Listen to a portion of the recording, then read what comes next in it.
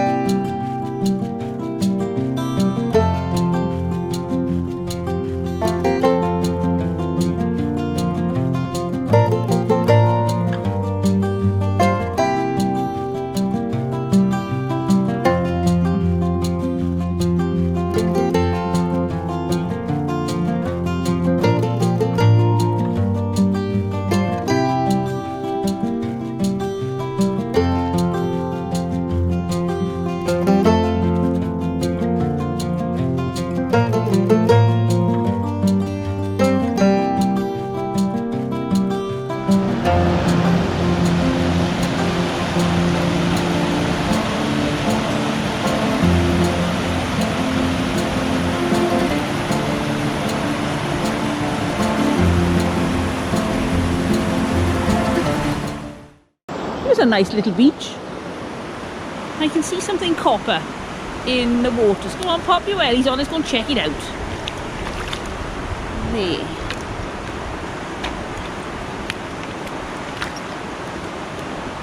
Is it copper or is it solid gold? A Roman bracelet. No, it's copper. It's nice, engine turned. It's the lid off an old dressing table set. Probably, I don't know, 1930s, something like that. Very nice pattern. Now, here's another fascinating piece that we found, and we really like this because of the pattern there on the top. It's known as engine turning. Now, by the time this was produced, mass production had taken over, and we're talking about items that were being pressed out in their millions around the world because there was such a desire for this intricate work, these patterns, these repetitive lines forming beautiful patterns in the metalwork. But back in the 1500s, the very first machine was made, the rose turning machine for creating this type of pattern on metalwork. And at that time, it was precious, it was new. And that continued to be the case for centuries.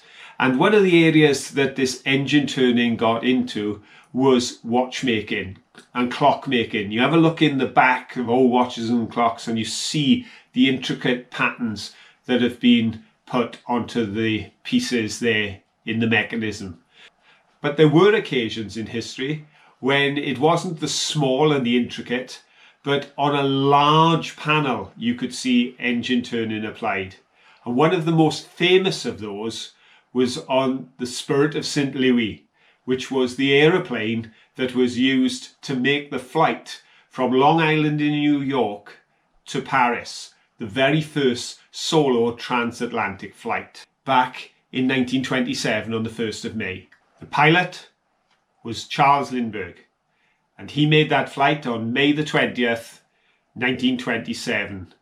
And on the front of the plane, on the nose, covering the fuselage, he had this amazing pattern created by engine turning, and it was just absolutely stunning. And it really caught the imagination of a generation as they saw this and then fed into the fashion of the time. Well, that's the story, that's the history, that's the simple piece we found. It's amazing what you learn when you're on the river. So let's go back and see what else we can find. Okay, what's this?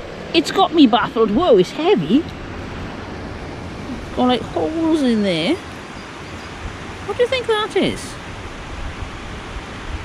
I'd say that's iron. So heavy. Oh no, it could be brass because of the green. Or copper. So probably electrical, do you think?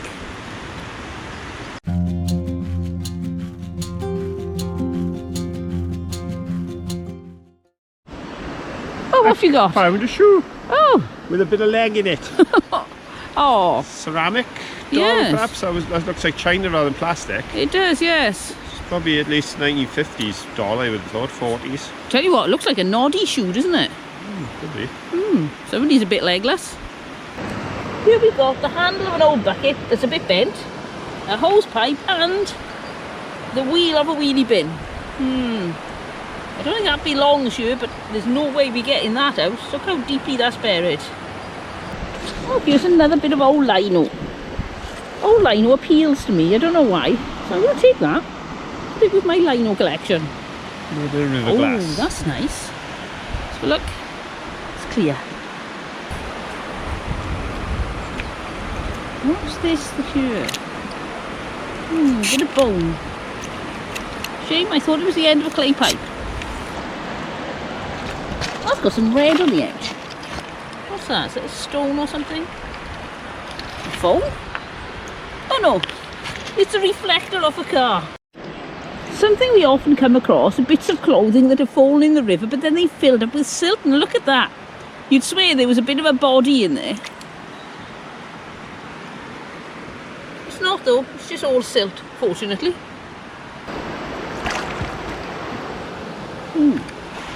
It's the back of somebody's phone. Autofocus.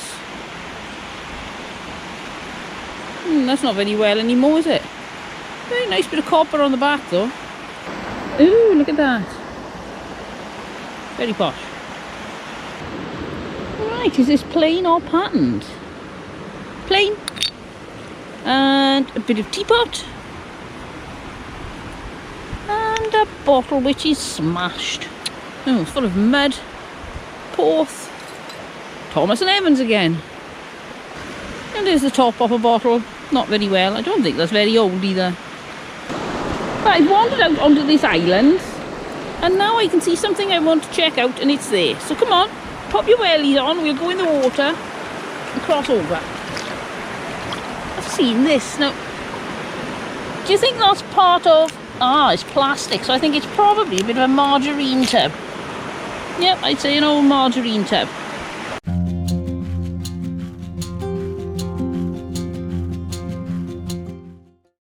Shouldn't be here, we'll pop it in the recycling when we get home. Oh, right to the side of it here, a little piece of nicely rounded river glass. Found it, Greg. Oh, we're coming. Oh, just a second, I'm falling over. I think it's a new one, I can't remember seeing that. What does that say? Kingrody. I'll check that out when we get home, I have no idea. Well, we're quite near the car, so I'm going to take that with me so we can check it out when we get home. Okie dokie. Don't look right here. Oh. I'm going to leave this one in situ because it's slightly broken and it's bedded in. But see, I don't know if you can see through the water. That's the same name, I believe, as the brick that we've got to take home. Nice, gang home. Something weird, isn't it? I'll have to check that out.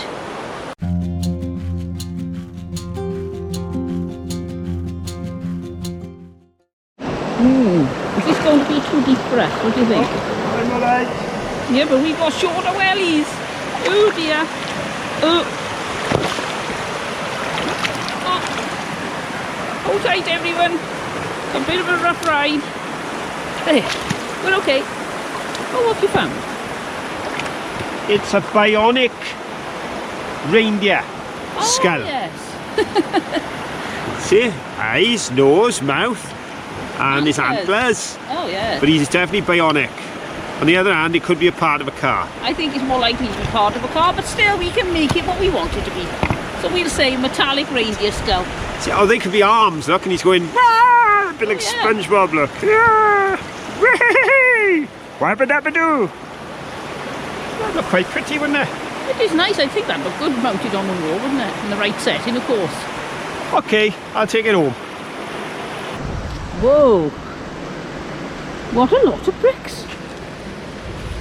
Should we call Phil over? I bet he'd be really excited. Phil! We've got something to show you. Come see what we found. What have you found here?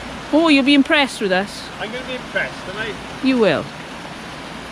Oh! It's a brick graveyard. It is. Where bricks come to die. Oh! Darren Brickworks, Risker. Star Brickwork, Newport. What's this one? That's Risker again. That's a different company because there's a different way right now. Oh, I can't quite make it Risker out. at the bottom. A little mill. Yeah. Because there's still a Brickworks at Risker today. St Julian's, Newport. Oh, we've seen that one a while back, didn't we? Yes, our son used to live in St Julian's in Newport. Evervale, is it? Yep, Evervale. There we go. That's a nice little pile of bricks. It is. I think somebody put those there deliberately. I think somebody like myself must love the bricks, but doesn't want to carry them all. I think so. Understandable. I've got a couple of bits. Oh, let's have a just a little bit of river glass. Right. And oh, that's nice. Base of a plate or something. I don't know if that's Cornish way. I don't think it is, because although there's a ridge, there's a saucer, and that's where the cup went. There's no ridge that side, so I'd say it's just striking pottery. I saw the little end of this popping out. I thought it was a coin. You see the top there, and no, it's a handle. I wonder what that's off. Is this evidence of Neolithic life, or is it a workman's shovel? Rusted to death.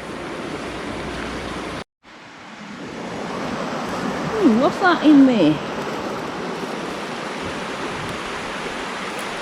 Oh look, it's a little caterpillar painted on a stone. Daisy, the 1st of the 5th, 18. Wow, that was a while ago. Oh, lovely find. Thank you, Daisy. Right, we found another beach. So let's have a look if there's anything exciting on here. Lots of bricks again. I'm sure somebody's been demolishing buildings and throwing them into the river. There's some ridge pottery. We leave that there. And there is the dreaded menace. Japanese knotweed starting to grow again. This is taking over our riverbanks and stifling a lot of our indigenous plants. It's a bit of a monster.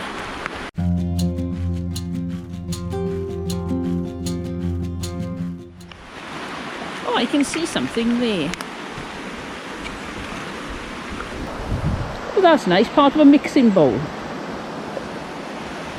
And a big lump of glass, freshly smashed. Something Brewers Newport. Oh, here's another bit of glass smashed. That's Newport too.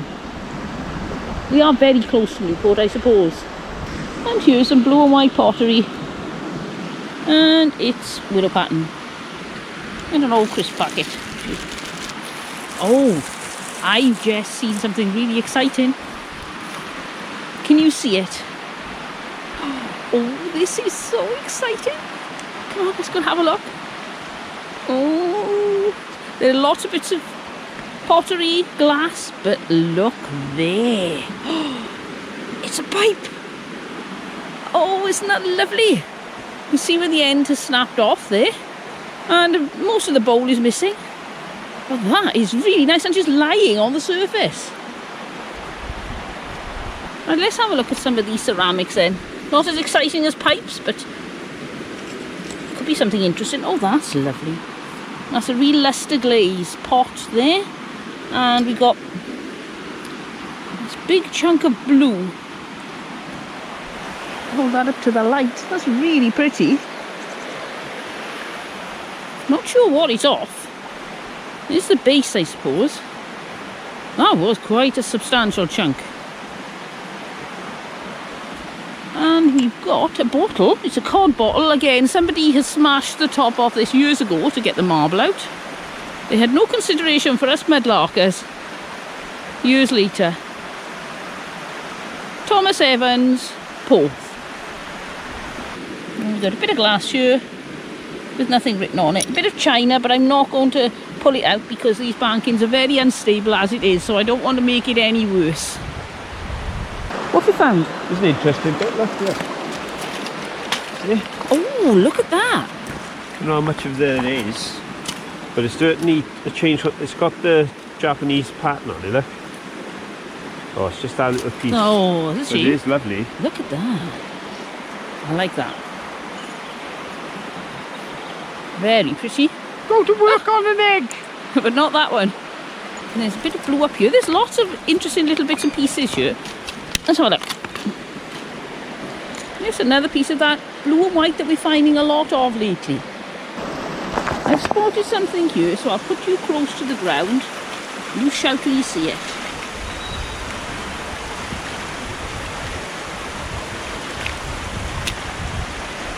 Oh, there. Look at that. Let's get that out and have a look.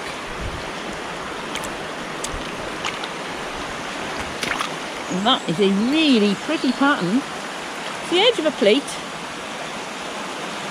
Looks like some sort of leaf decoration. Oh, there's a teeny piece of green fiberglass. That's a small one. Is that what I think it is? It's the wrong colour for what we find, but is that the end of a pipe? A clay pipe? Oh, yes!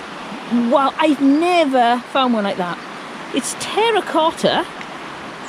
That's the end of a terracotta pipe. I've never even thought to look for terracotta pipes. Oh, that's really nice. Oh, now if only I could find the bowl that went with that. Extremely unlikely.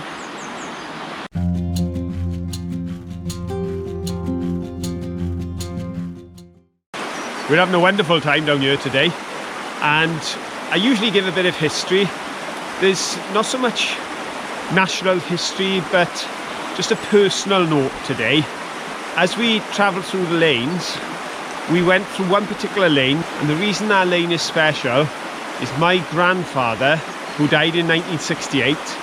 He was over 60 when he passed away, but when he was working, he had light duties because of his bad chest, so they made him into a road sweeper.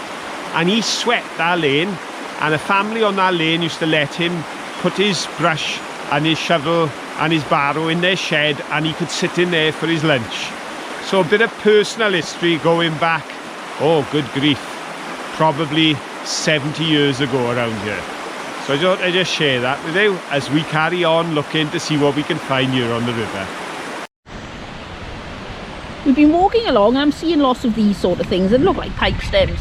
And they're quite a disappointment because they're not, but I've seen something here that I want to show you because I think that that is actually a pipe stem, just trodden into the ground. Yes, it is. Wow. Got a little bit of writing on there, not a lot. What a find, just lying on the ground. Nobody's picked it up. Possibly everybody else just thinks it's a twig, but it's not, it's a bit of pipe stem. How exciting. This looks rather large, but I'm going to check it out on camera just in case it's a bit of pipe stem. Oh, it is, it's another piece of pipe stem, just lying along the path. It's amazing. We never found things this easily, and this has got writing on as well. Well, let's have a closer look at these bits and pieces of pipes that we've picked up on the Mudlark. The Mudlark was a few weeks ago before lockdown. Today I'm in between shifts, so I'm looking rather smart, and I got some interesting bits of pipe here that we picked up there on the riverbank. This one is interesting because of its colour, which surprised me. It's almost terracotta as opposed to the white clays that we're used to. This one had a little bit of a number on, but I couldn't do much with that. There was just a number there on the edge, but the rest of it has been lost. But here we have a piece of the pipe that's nearer to the bowl. And as we noticed at the riverside, there is some writing there. Now we've taken a look at the writing, and it's actually from Shropshire, and it's a place called Broseley. That's the name of the place, Broseley. I don't know if you can see it there now that we've cleaned it up at the bottom. And the name of the company is W. Southorn and Co. It was William Southorn, and he was a manufacturer there in Shropshire, in that village. That was one of two villages that was at the centre of the industrialisation of pipe making.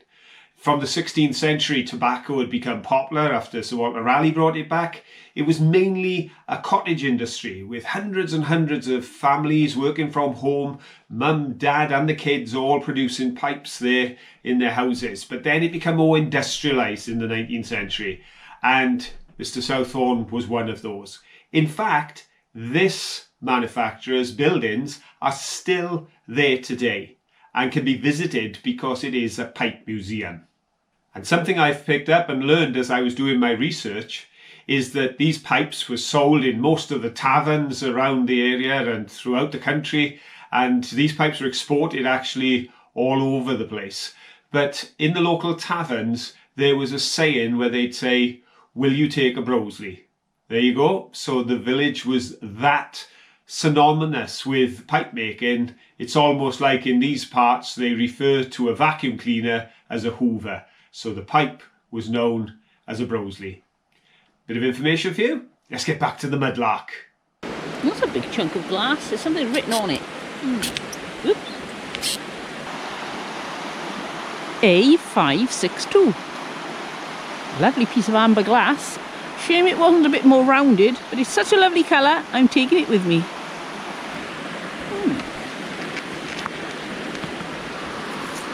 Oh, that's pretty.